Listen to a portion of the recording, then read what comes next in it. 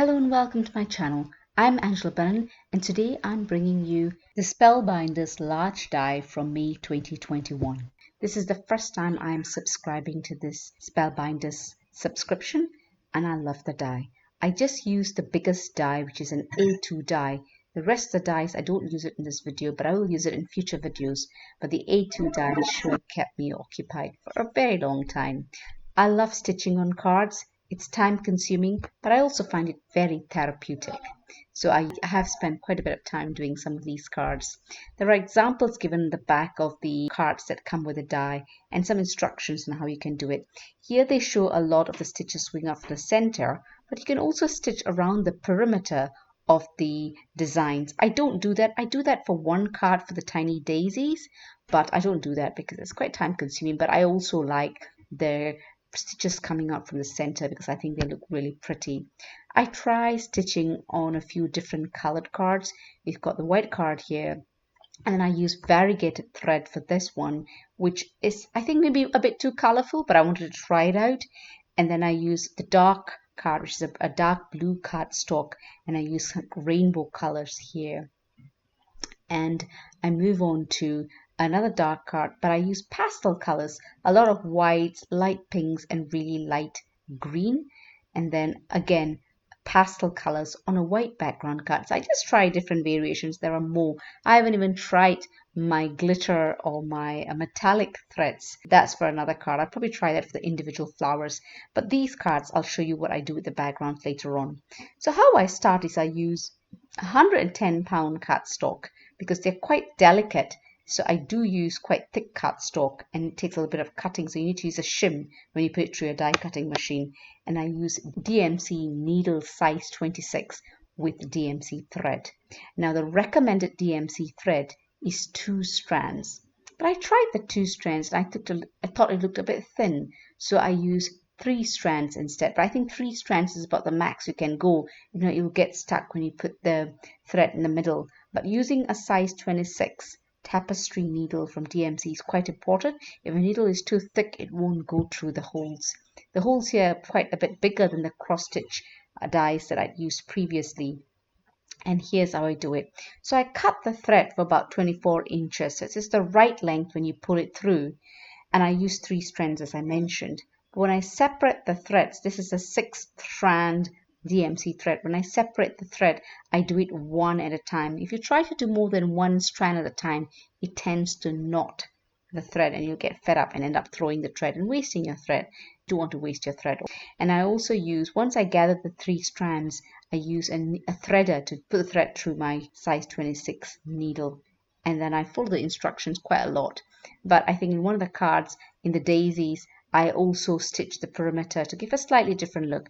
I mean, there are so many possibilities with this card. It's not with just the stitching, but also with the cardstock and the thread that you use. And I have quite a bit of fun with it. I hope you enjoyed the video. I'll leave you with some music now and catch you at the end.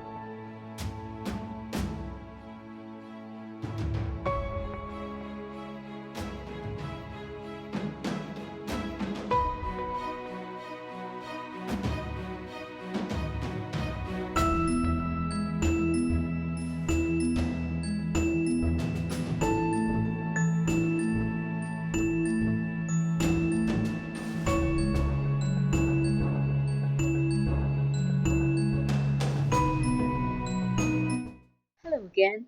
I hope you enjoyed the video and will give it a thumbs up and consider subscribing. Do head over to my blog. The link to my blog is in the description below.